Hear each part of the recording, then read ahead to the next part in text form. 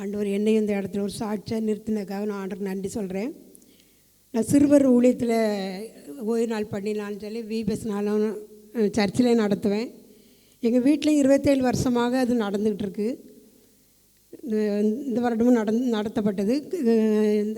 ஒரு 6 வருஷத்துக்கு முன்னால் நான் அமெரிக்காவில் இருக்கும்போது எனக்கு அது எப்படி நடத்த அப்படின்னு சொல்லி யோசிச்சுட்டு இருந்தேன். ஏன் அப்படின்னா பிள்ளைகள் அந்த மாடியில் தான் வச்சு நாங்கள் அந்த பிள்ளைகளுக்கு விபிஎஸ் நடத்திக்கிட்டு இருக்கிறோம். அதனால நான் இல்லையே, அந்த பிள்ளைகள் எப்படி இருப்பாங்க, பாதுகாப்பு இருக்காது, பிள்ளைகள் அங்கேயும் ஓடுவாங்க, எப்படி பாதுகாப்பு இருக்கும், அதனால் நம்ம நடத்த வேண்டாம்னு சொல்லி நினச்சேன். ஆனாலும் எங்கள் அண்ணி என் பிள்ளைகள் எல்லோரும் சேர்ந்து தான் நடத்துறதுக்கு நான் சொல்லிகிட்டு இருந்தேன், எப்படியா நடத்துறீங்க அண்ணி அப்படின்னு சொல்லும்போது ஆண்டோட கிருபையினால் அந்த இடத்துல ஆண்டவர் பாதுகாப்பு தந்து அந்த நாளில் நடத்தினாங்க. ஏன்னா நான் என் மனசில் வந்து காரியம் என்ன அப்படின்னா, நம்ம பக்கத்தில் இருந்தாலும் நான் பாதுகாக்க முடியாது, தூரம் இருந்தாலும் ஆண்டவர் தான் பாதுகாப்பு. இல்லைன்னா நான் கிட்டத்தில் இருந்தால் கூட நான் அந்த பிள்ளைகள் ஓடுற பிள்ளைகளை நான் ஒரு நாள் தடுக்கவே மாட்டேன். ஆண்டோட சமூகத்தில் ஜோம்னிட்டே இருப்பேன், ஏசப்பா பாதுகாப்பு தாங்கப்பா, பிள்ளைகள் கீழே விழுந்துடக்கூடாதுன்னு சொல்லி. தூரம் இருந்தாலும் அதே ஜெபத்தை ஆண்டவர் கேட்டு கிருபையாக இதுவரைக்கும் அதை வழிநடத்தி வர்றாங்க. இந்த வருடத்தில் அருமையாக எந்த குறையும் இல்லாமல் ஆரம்பிக்கும் போது கொஞ்சம் பயமாக தான் இருந்து. ஏன்னா ஒரு சில இடங்களில் தூரத்துலேருந்து பிள்ளைகள் வந்தாங்க. அந்த பிள்ளைகள் வரும்போது எனக்கு ரொம்ப யோசனை, ஏன்னா பிள்ளைகள் பாதுகாப்பு வேணும். ஏசப்பா அந்த பிள்ளைகளுக்கு பாதுகாப்பு வேணுமேப்பா, பிள்ளைகள் பத்திரமா வந்தால் இல்லைன்னா ஒரு சின்ன ஆபத்துனாலும் நம்மளை தானே பாதிக்கும்னு சொல்லி மனசு முன்னே அப்படி பயம் வந்துகிட்டே இருந்துச்சு. ஆனாலும் நான் ஒரு சிலராக நாங்கள் சேர்ந்து நாங்கள் எல்லோரும் சேர்ந்து ஜெபிக்கலான்னு சொல்லி நாங்கள் கூடி ஜெபிக்கிறதுக்கு ஒரு 6-7 பேர் முன் வந்தாங்க. அப்படி கூடி ஜெபிக்கும்போது அந்த ஜெபத்தில் அப்போ ஜெபிக்கிறேன்னு சொல்லி சொன்ன உடனே என் கண் முன்ன இருந்த பயம் என்னை விட்டு நீங்கி போயிட்டுரு. அருமையாக இந்த வருஷத்துலேயும் 100க்கும் மேற்பட்டதான பிள்ளைகள் வந்தாங்க. எனக்கு என்ன அப்படின்னா, இந்த டீச்சர்ஸ் யாரையும் நான் கூப்பிடவே இல்லை. எல்லோரும் நான் வரேன் நீ வரேன், நாங்கள் பிள்ளைகளுக்கு மேலே டீச்சர்ஸ் வர்றதுக்கு ஆரம்பிச்சிட்டாங்க. எனக்கு என்ன பண்ணுறது, பிள்ளைகள் வரலாமல் வெறும் டீச்சர்ஸாக இருந்தேன் என்ன செய்கிறேன்னு சொல்லி யோசிச்சுட்டு இருந்தேன். ஆனால் அது நடத்தி தர்ற ஒரு அண்ணன், சில்ட்ரன்ஸ் நடத்துகிற ஒரு அண்ணன் என்ன சொன்னாங்கன்னா, யார் வந்தாலும் நீங்கள் வேண்டான்னு மட்டும் சொல்லாதங்க அப்படின்னு சொல்லி சொல்லுவாங்க. அதனால் யார் வந்தாலும் கடைசி நேரம் நான் வரேன்னு சொல்லி கிட்டத்தட்ட 15 டீச்சர்ஸ்க்கு மேலே இருந்து அந்த விபிஎஸ் அருமையாக ஆண்டவர் நடத்தி தர்றதுக்கு ஆண்டவர் உதவி செய்தாங்க.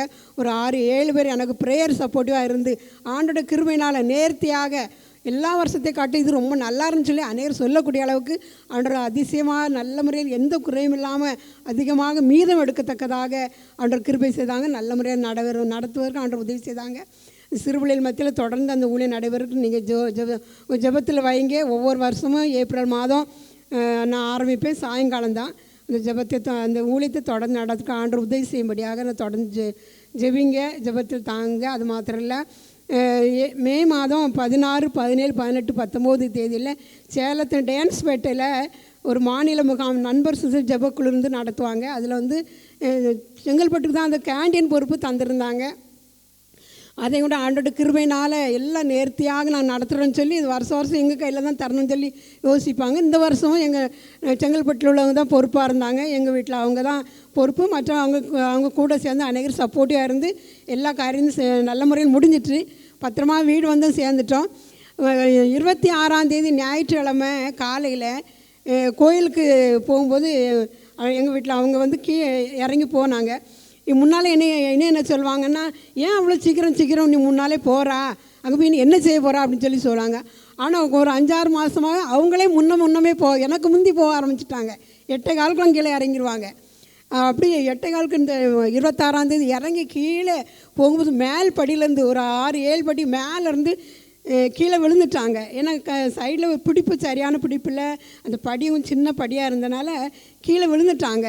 கீழே விழுந்தது மட்டும் இல்லை, அவங்க கீழே இருந்து கத்திகிட்டே இருந்திருக்கிறாங்க, கூப்பிட்டுட்டே இருந்திருக்காங்க. எல்லாருக்கும் கேட்டுருக்கு. எல்லாரும் ஆனால் சர்ச்சுக்கு போகிறதுக்கு கிளம்பிட்டு இருந்தனால உடனே போய் என்னன்னு கேட்குறக்கு முடியாத ஒரு சூழ்நிலையில் இருந்ததுனால அவங்க கீழே விழுந்து நெத்தியில் அடிபட்டு பயங்கரமாக ப்ளட்டு போக ஆரம்பிச்சிருக்கு. இப்போ அவங்களே சுதாரிச்சுக்கிட்டு இந்த வசனம் தான் எனக்கு உடனே ஞாபகிச்சு, இக்கட்டு நாளில் மனிதனுடைய உதவி விருதா அப்படின்னு சொல்லி. அவங்க உடம்பு ரொம்ப வெயிட்டாக இருக்கும், அதனால் தன்னை கொண்டே எழும்புற கஷ்டமாக இருக்கும். ஆனாலும் ஆண்டவர் கிருபையாக அவங்களுக்கு பலன் கொடுத்து மேலே வரைக்கும் ஏறி வந்து போர்ட்டிகோவில் உட்காந்து என்னையே கூப்பிட்டாங்க. நானும் இன்னும் சரியான ஒரு ட்ரெஸ்ஸு என்ன சரியான உடுக்காதனால எதுக்கு இவ்வளோ கஷ்டப்பட்டு கூடுறாங்களேன்னு ஓடி வந்து பார்த்தா அவங்க முகத்துலேருந்து வடிகிற கண்ணீரை அந்த ரத்தத்தை பார்த்தா எனக்கு ரொம்ப கஷ்டமாகி போச்சு. ஏன்னா கீழே இறங்கின உடனே மேலே வந்துட்டாங்களே, ரோட்டில் யாரோ அடித்து போட்டு விட்டுட்டு போயிட்டாங்க. அதனால தான் இவ்வளோ ரத்தம் வருதுன்னு சொல்லி எனக்கு பயந்து நான் அலறி அடிச்சுட்டு, நான் என் பக்கத்தில் என் கொழுந்த வீடு, உடனே அங்கிட்டு போய் ஓடி போய் சொன்னேன், ஏம்மா கொழுந்த இல்லைன்னு தெரியும், இருந்தால் கூட ஏம்மா எங்கம்மா அப்படின்னு. அவங்க கோயில் போயிட்டாங்க, இப்படி அடிபட்டாங்க, என்னமோ ரத்தம் முடியுதுமா பாருன்னு. கொழுந்த மகா வீட்டில் இருந்தா, அவள் தான் ஓடி வந்து பார்த்துட்டா. அவளுக்கும் கை காலெல்லாம் ஓடலை. அவள் ஓடி வந்து காட்டன் தான் கொடுங்க பெரியம்மா அப்படின்னு சொல்லி கேட்டாள். அப்புறம் காட்டன் வாங்கி தொடச்சி ஆண்டோட கிருபையினால் திரும்ப ஃபோன் போட்டு சர்ச்சிலேருந்து கொழுந்தனும் ஒரு சிலரும் வந்து ஆட்டோவில் கூப்பிட்டு போய் ஆண்டோட கிருபையினால் இன்றைக்கி நல்லா சுகமாக இருக்கிறாங்க. கொஞ்சம் வருஷமாகவே ஆண்டோட கிருபையினால் சர்ச்சிலேருந்து அநேக காரியங்களை செய்கிறாங்க. என்ன அப்படின்னு சொன்னால் காணிக்கை என்றதில் ரொம்ப முக்கியமாக இருப்பாங்க. அவங்கள நம்பி தான் ட்ரெஸரை வந்து பண பொறுப்பெல்லாம் ஒப்பு கொடுப்பாங்க. அவங்க எல்லா கணக்கையும் எழுதி பேங்க் அனுப்புகிற எல்லா காரியத்தையும் அவங்க தான் செய்துட்டு வராங்க. ஆண்டோட கிருபையினால் மட்டுமா ஆண்டோட ஜீவன் கொடுத்து பாதுகாத்து வழிநடத்து வராங்க. ஆண்டோருக்கே நன்றி.